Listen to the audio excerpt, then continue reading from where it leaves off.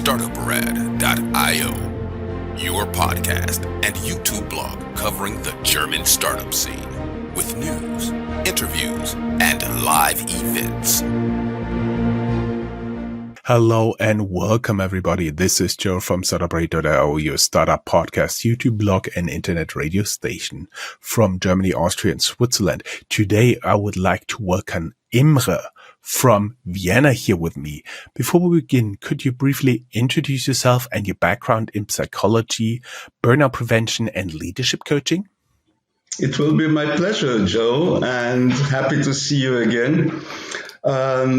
I have so many things I could tell, so I'll make it rather short and quick and simple. I am a psychotherapist and teacher of psychotherapists. And before that, I was an opera singer. And I decided to become a psychotherapist because I was standing on stage one night as Othello, and I had just arrived from a very, very successful campaign beating the Osmanic Armada. And yet I knew in 2 hours I will have killed my loving wife and will be about to kill myself. And there's nothing I could change about it because Verdi and Boito had decided that way. And I wanted to be able to make a difference and to have some influence. And therefore, I changed from portraying human catastrophes to preventing them by psychotherapy or by coaching or by preventing burnout and other terrible things that happen to people. I will kill my lovely wife and then everything. Kill myself. Kill yourself, exactly. By the way, I'm a big fan of Puccini. Did you ever play Puccini? Well, I sang parts of Tosca, not the whole opera, unfortunately. And I also was cast for Il Tabarro. Very good, very good. Yes. Love Tosca, even though it's a little bit dramatic. Talking about dramatic here, that is actually a pretty good shift here. We are here today because I invited you as a guest. We get something like almost 20 pitches some days, and there what caught my eye was avoiding and detecting burnout in your team. And I thought that would be something I could invite you over talking about that would be of great use to our audience. That's why we're talking today about understanding burnout in teams, not only in you directly, but also if you're a founder in your leadership team. Can you give us a few early indicators of burnouts? What are warning signs, and how can leaders differentiate between like temporary, it's been a busy time, or chronic burnout risks? Well, burnout, first of all, happens to those who seem to be most unlikely to suffer burnout because they are the strongest people we have in our teams. But they are also usually the people who do most of the work and put in the biggest effort. And so they don't notice the limit when they come from enjoying their work and doing good work to being driven by their work, even to the point where work becomes the only topic in their life. No private life anymore, no hobbies anymore, only work 7 days a week. And that's a first starting point when work becomes toxic, in the sense that this person is already starting on the road to burning out. Now, we do have a little controversy or ambiguity in this field of burnout because the process of burnout, and the result, the last stop, have both the same name. And since we can arrive at this final state also on 4 different ways. I prefer to call it voidness, emptiness. You are void of every other interesting thing in your life than work. So you can also arrive there by bore out. You can also arrive there by dripping out and by draining out and by being burned off. But we are talking today only about this part where you arrive in voidness by burning out. Mhm. When we've been talking about this up front, I was wondering to my audience if they have ever noticed any increasing sick days, error in really routine tasks or defensiveness in their teams. Let us know in the comments, what was your first sign that something was wrong in your team? You already said there are different ways of burnout that eventually arrive at the point where you cannot work anymore. And where of course also you lose the joy in what you're doing, which is pretty bad. Can you tell us a little bit what role leadership has in preventing a burnout? Well, first of all, leadership has to be very attentive to the possibility of burnout arriving in their group. As a leader, you must notice that we have been working on our limits now for a longer time. It's okay to go over your limits for a short period, let's say 1 or 2 weeks. But when a group is working way past its limits for several months. For example, you don't have enough people on your workforce. You don't have enough qualification for the jobs that need to be done. You don't have enough people who can care for the other people. Then you will start to see that there are people going into sick leave, not because they are actually sick physically, but they just cannot bear it anymore. And they are usually the best, not the worst. Then you will notice a rise in the overtime, whether it is paid or not paid. But you will see that you drive out of your garage at your work plant, and there are some windows which are still lit because people are still working there, somehow to fill their deadlines, somehow to do their actual jobs, and still because they think that their job is very important.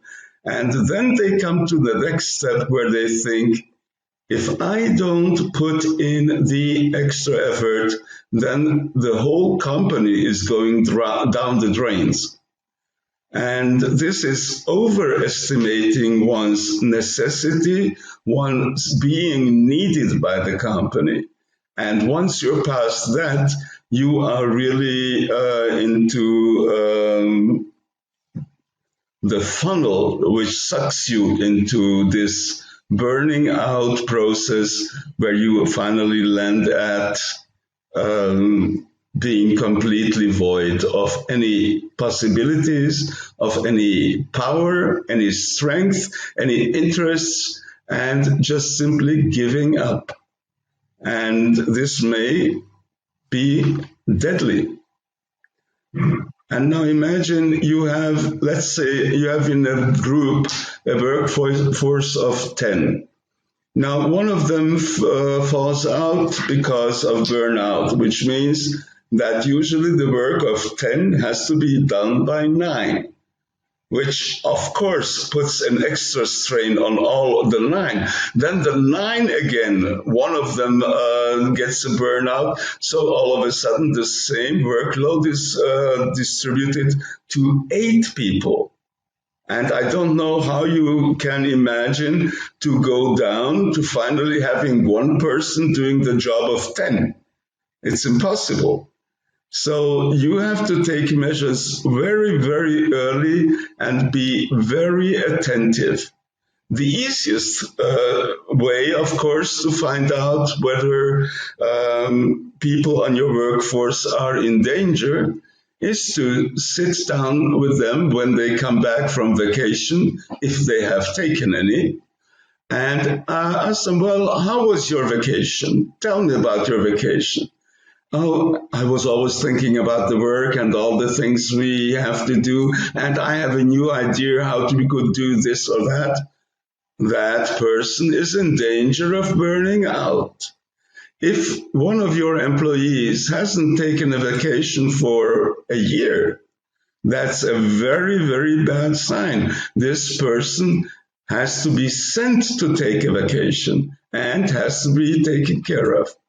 You've been talking about from a personal and individual perspective. I would now like to take a perspective, for example, from a C-level executive down to your managing level.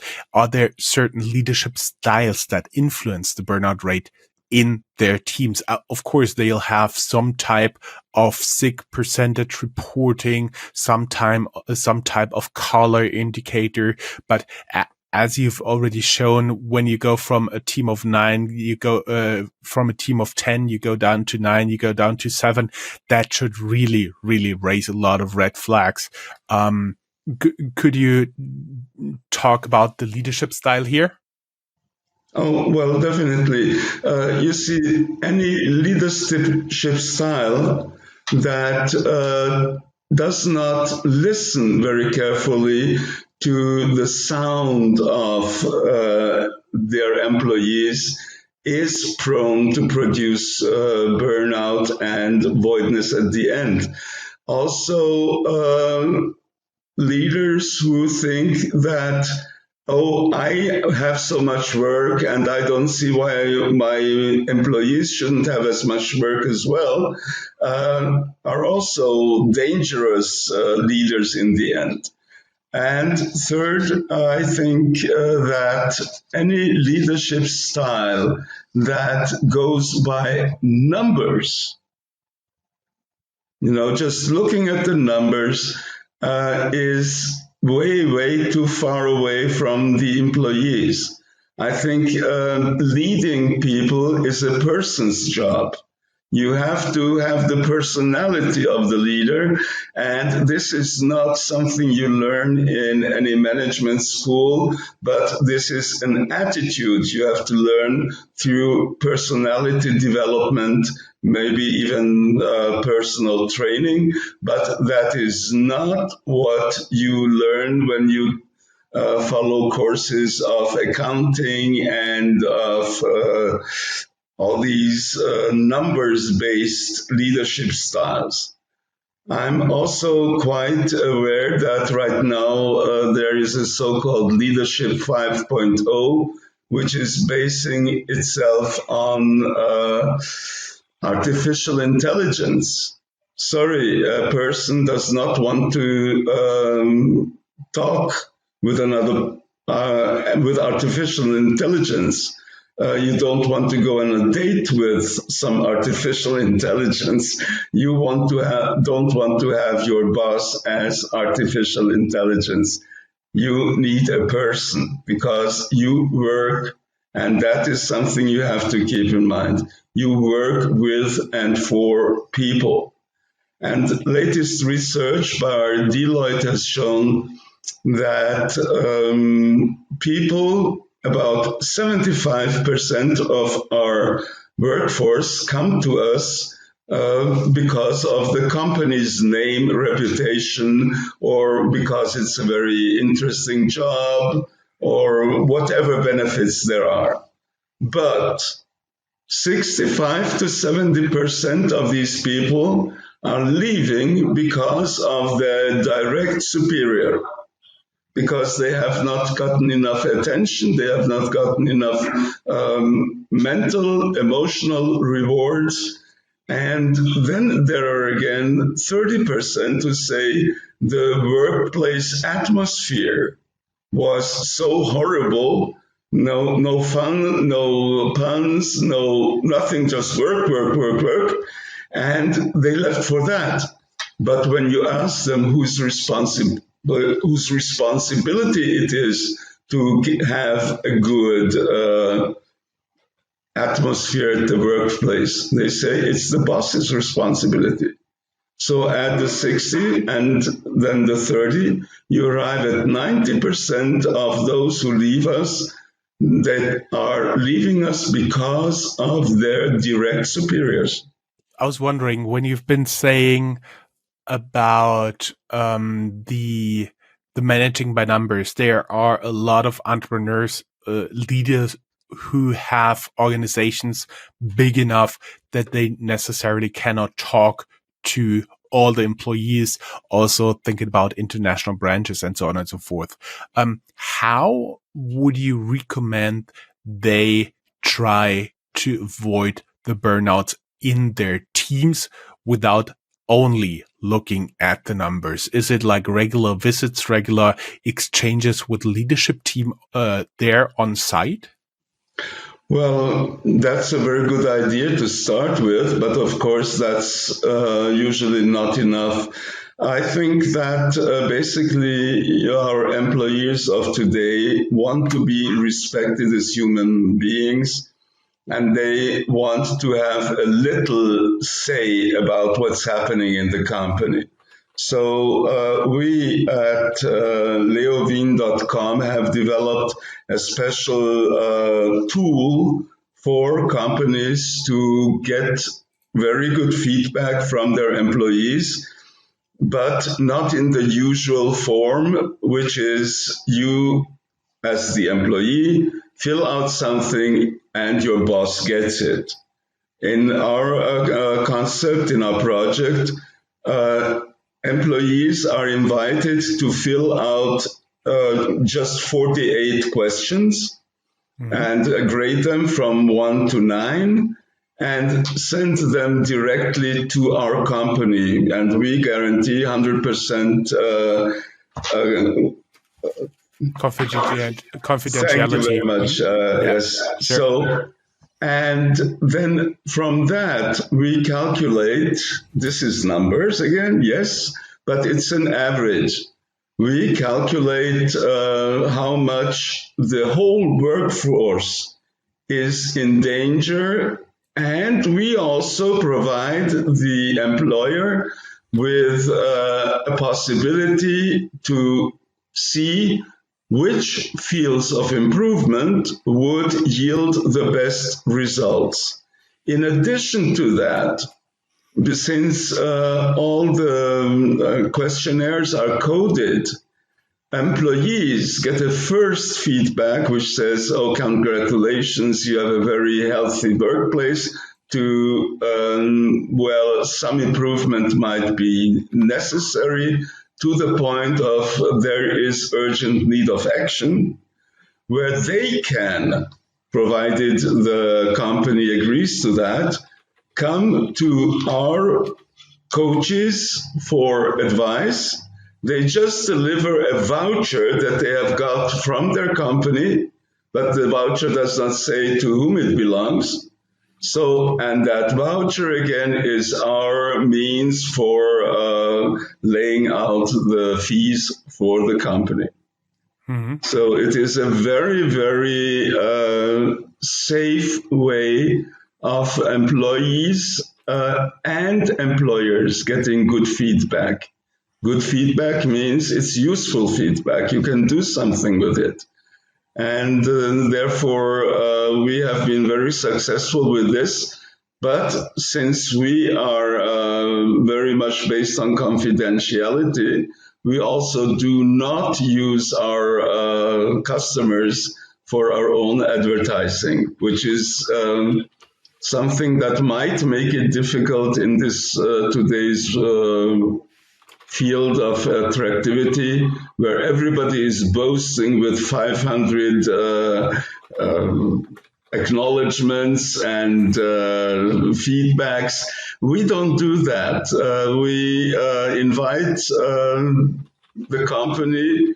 First, usually it will be the HR responsible, or it's the CEO himself, herself, to have a first personal meeting. Then we are very willing to come to the company and give a speech, a presentation on burnout and its dangers and its effects, and present our model of the project. And then even after that, there might be a vote among the employees, or on the other hand, on the management level, yes, let's do it, or yes, we would like to have this. It's all about trust and cooperation. You cannot force anybody to be truthful because I say, please be truthful. No, please, just be truthful. No, sorry, that doesn't work. That's what is called management style X by McCullough, as opposed to Y, which is more lenient leadership. You are already quite ahead of me. What I want to ask you, let me take one step back before we get into practical strategies for burnout prevention. We already know you recommend involving a third party, involving questionnaires. But before we get into that, can a company do something in terms of workplace culture, avoiding burnout risk? How can they contribute to ingrain in the culture pieces that would avoid burnout, that would minimize, not completely avoid, but minimize the burnout risk? What would that be? There are certain measures, but it makes a difference whether you just try something because you have heard that it worked somewhere, as opposed to, I come back to what I just said, having a precise and clear-cut feedback that says, most likely, for example, improving the feedback culture, or dealing better with so-called mistakes. So I don't call it a mistake culture, I call it a development culture or a learning culture. And then, of course, some people think that they are in the wrong place. Now, if 30% of your employees think I'm in the wrong place, then definitely re-evaluating who is doing what is a very recommendable approach. While if everybody thinks they're on the right place and you evaluate again, that doesn't make any impact whatsoever. It reminds me of an experiment that was done about 100 years ago. A big factory hall where women were assembling light bulbs.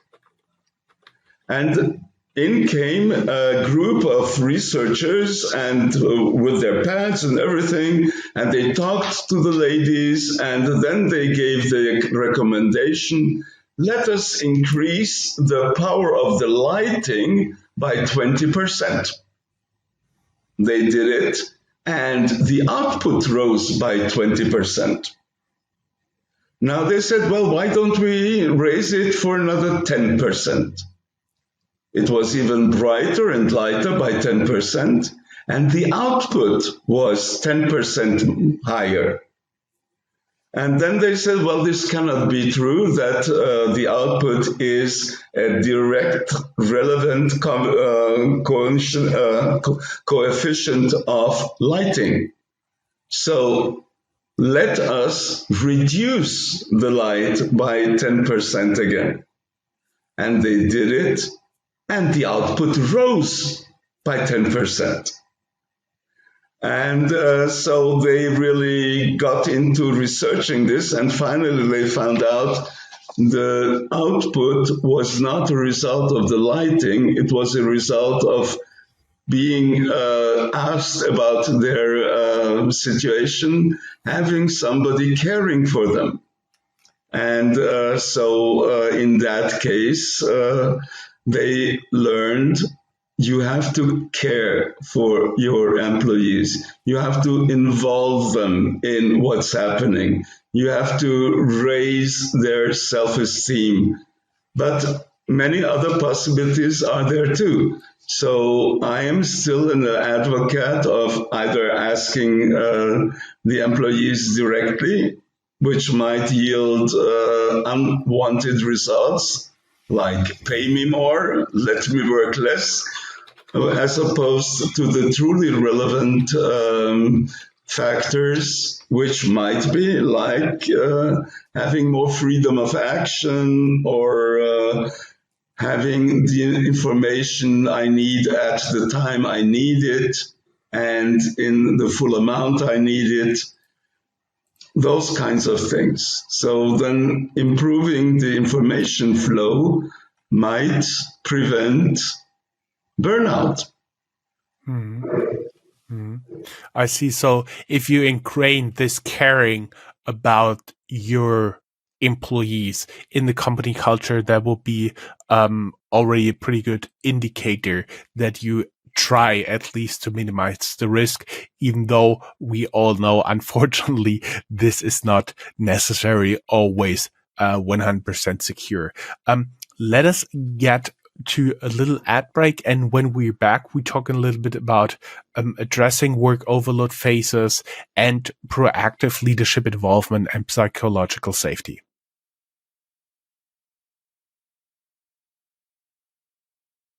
Hey guys, thank you for sticking around. We are back with Imre talking about potential burnout, early detection of potential burnouts in your teams and the roles of leadership.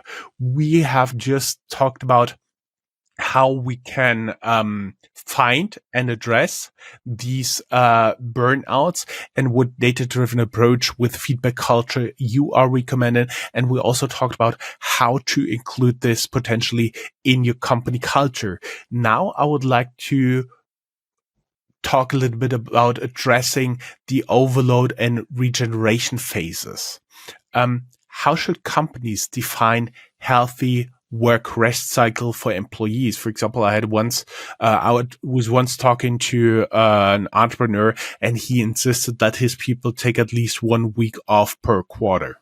Oh, I agree with that gentleman 100%. And I think I said it before that if a person has not taken leave at all for a whole year, that is definitely a warning sign that burnout might be already way on its way.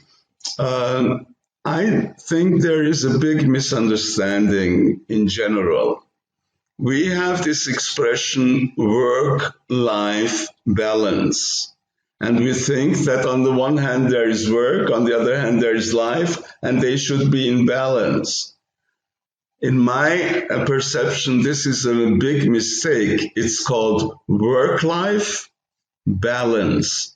That means in your work life, while you are at work, there must be a balance between sort of stop and go, taking a rest and then getting to work again. You need these moments of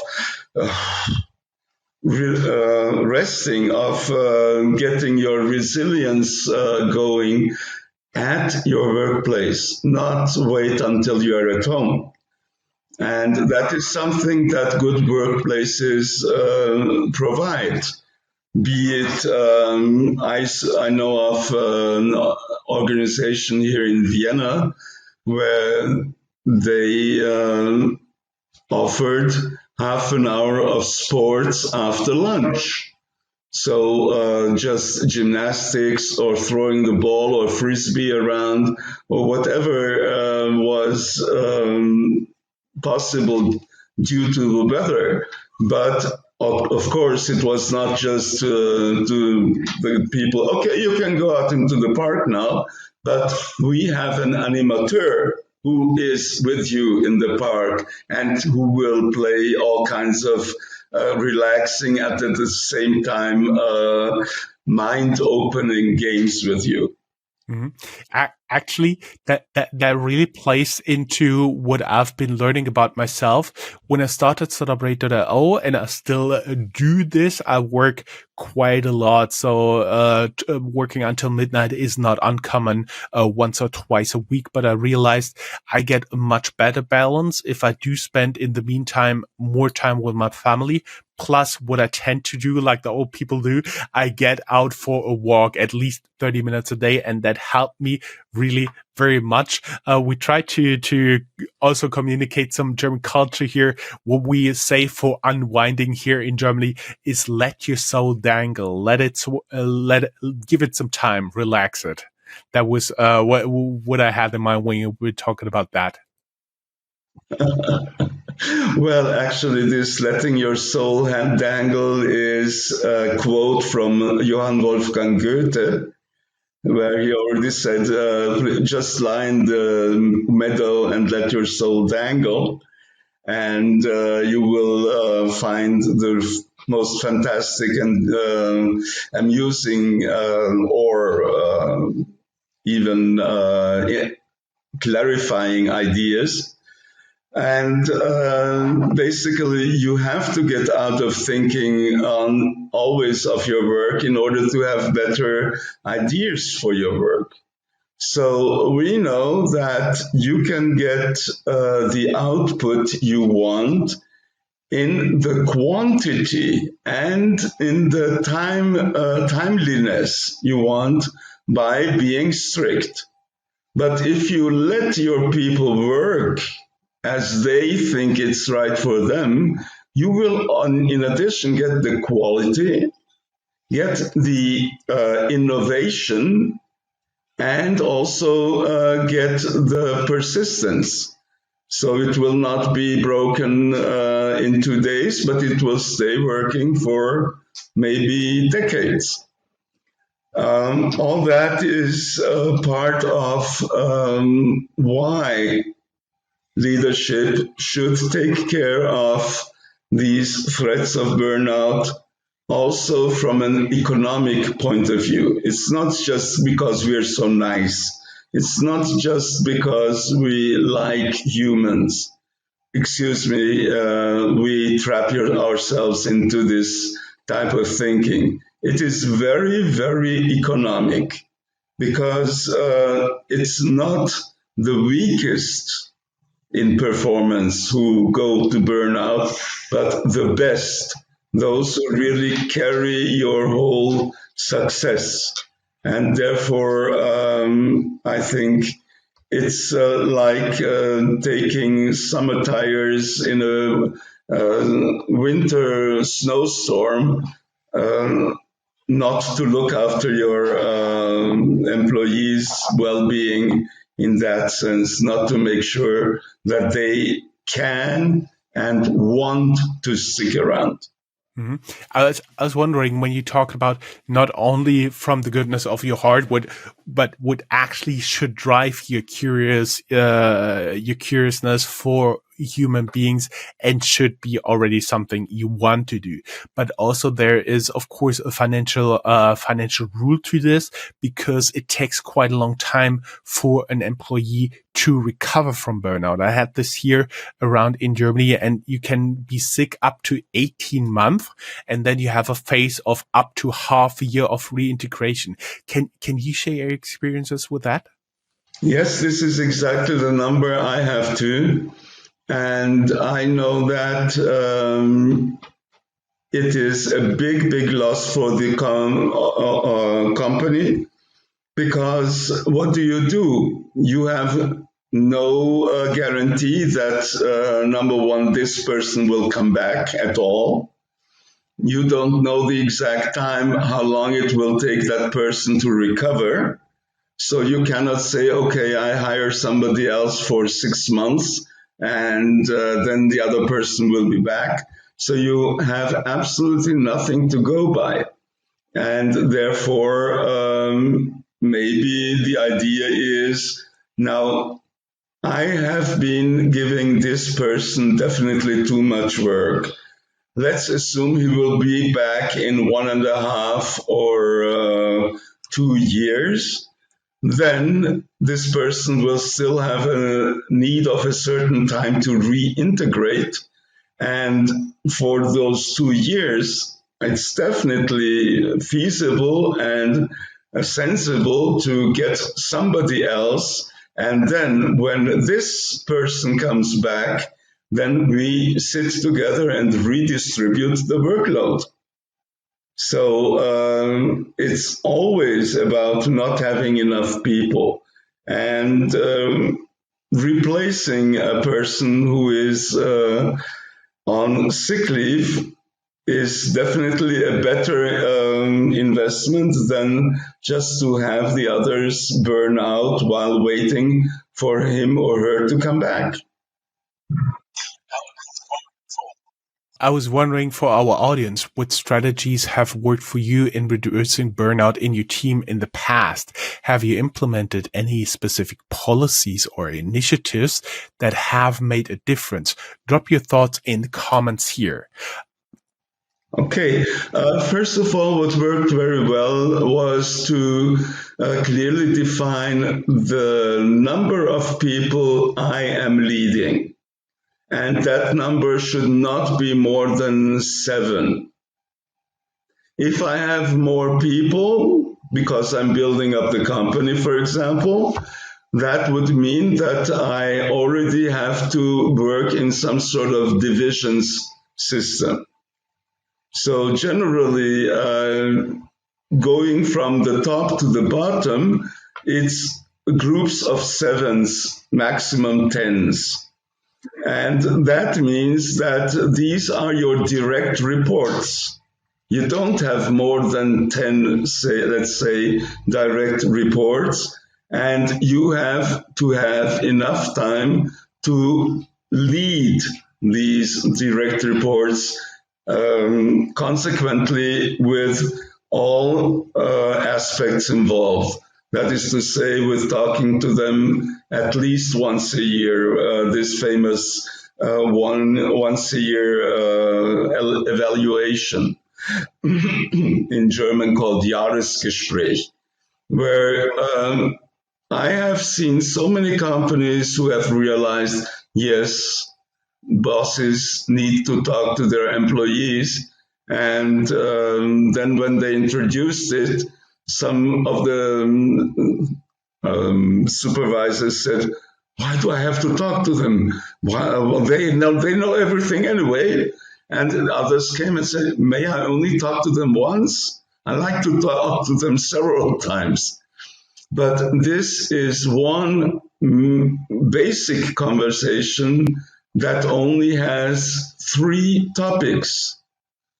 Number 1, what did we do well in our cooperation? You and I. Not the company, not the others. You and I. Secondly, what are we going to improve concerning our cooperation in the coming year? And then we're talking about wishes, we're talking about needs, we are not talking about complaints, because the complaints have to be turned into future actions. And then the third topic is where should, respectively, would the employee like to develop? And that's all, not about pay, not about any other things, only these 3 topics, and take 1.5 to 2 hours for these 3 topics, and you have done all you can do to plant the seed of trust between your employee and yourself. And then you will get honest and valuable feedback from your employee when he will tell you in time, listen, boss, this is getting too much for me. I need some other arrangement. We have to talk about finding different ways of doing my work, or is there something I could let go of? And which is the hardest thing for every employee, to get to let go of something, because the more jobs and the more choice you have, you feel the more needed and important. Not just to say powerful, but important. We are a podcast also focused on tech entrepreneurship, talking a little bit about future trends in burnout and burnout prevention here.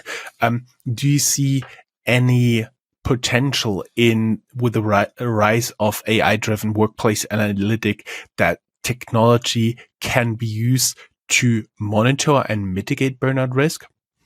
Well, I'm not a great friend of AI, but I'm also not a terrible enemy of it.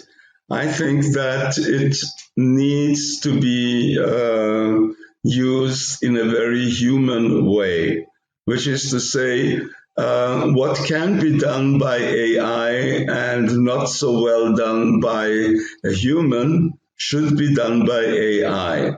And that is to have one or two monitoring systems, but never replacing the interaction between superiors and employees, but rather assisting also the employees. So that the employee can see, oh, wait a minute, I haven't had a week of leave for the past 12 months. I need to take one now. And then AI maybe shows a red flag right there to the employee rather than to the boss, where many employees think they are being controlled by some machine or so. I think you may remember this big scandal in Germany where a company had name tags for everybody, but the name tag was at the same time a monitor that was registering every time you passed certain doors. And so usually the company knew earlier than the female employee that she was pregnant because she was going to the loo more often. And so they had an increase in the frequency of her visits to the restroom, which told them, oh, maybe she's pregnant. I think we have to get rid of her before she goes on pregnancy leave.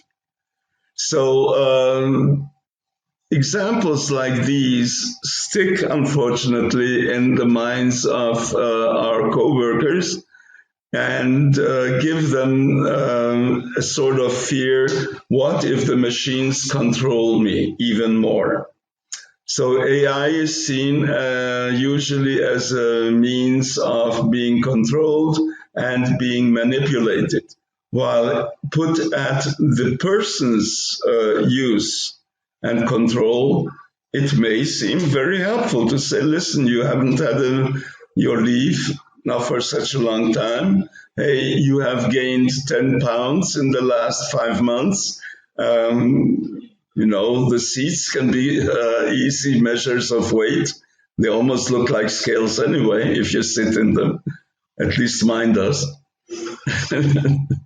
So very comfortable, and at the same time you should tell me, oh, you gained again, or I lost weight, So yes, AI can be helpful if it is used openly and to the advantage of the employee, and where the employee can understand the meaningfulness of this measure.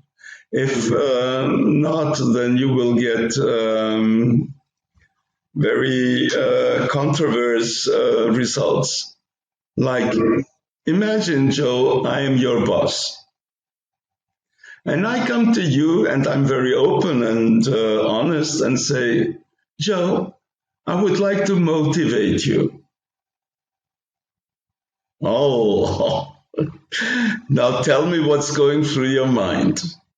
I would at first assume that he thinks right now that I'm not motivated enough, right? Yes, and how do I know that you're not motivated enough? Some machine or some super surveillance must have told me, Mm-hmm. right? Secondly, you will ask, okay, let me see, how are you going to motivate me? There's no way. So, and unfortunately, in every business school, the second or third item on their schedule is learn how to motivate your employees. It's not your job. But the point is, any effort at motivating people is already a step in the inverse direction. So the same thing goes for I want to look for your health. You're not my mother. I mean, I can look for my health myself. But if I say, listen, I have seen that your sick leaves are getting more and more, and I'm worried about your health. And let's see what we can do together to improve your health situation. That's something different because also you must keep in mind that many employees are afraid of losing their jobs if they take too much sick leave. And that would be exactly the sign for everybody. Wait a minute, health it is in jeopardy. And then in order to avoid that, they work overtimes and more overtimes, and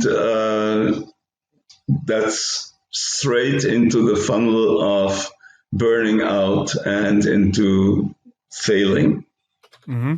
I see. How do you see the prevention of burnout and other problems at work? Because burnout is just the one we're focusing on here, evolving in the next 5 years. Well, I'm a bit ambiguous in my view. On the one hand, there are more and more leaders learning that they can have the best company and the best technology, but if the workforce is constantly ill, they will not be making any profits. That's why I think you see it too, all these offers of generating income without doing anything. You know, this famous automatic and automatized income. I think it is stupid because if everybody does that, who is going to do the work? So we are going down the wrong alley there. And on the other hand, all the efforts to reduce human work to less and less mean that we need people who are higher and higher qualified.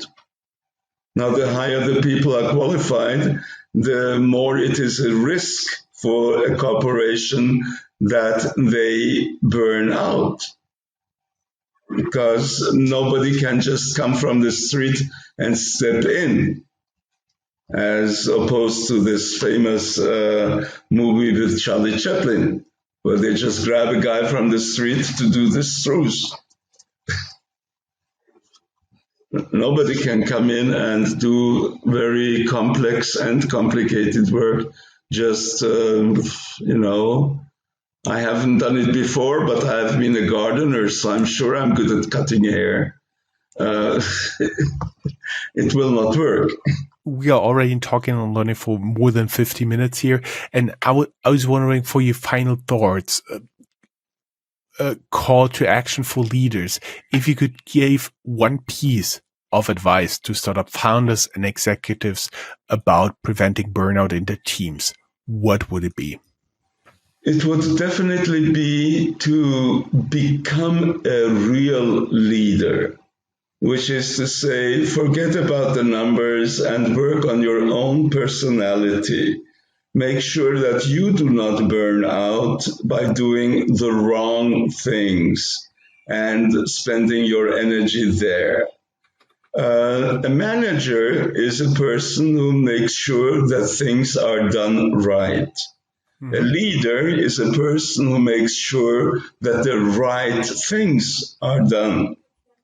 So become more aware of your real role as a leader, and that implicates that you have to have good health, that you have to have enough time to reflect and think about your company, where nobody disturbs you, where you can talk to maybe a coach, maybe several coaches about how to proceed and where to proceed.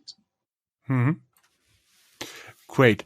Thank you, Imre, for sharing insights on burnout recognition and prevention. We appreciate your expertise in helping companies build healthier and more resilient teams. Thank you very much. Thank you very much, Joe. And we supply this service to leaders and business owners at leovine.com, where they are free of any influence by employees or co-workers or competition or any other people who mean just the best. Thank you very much. We link down in the show notes. Thank you. Have a good day. Bye-bye. You too. Bye-bye.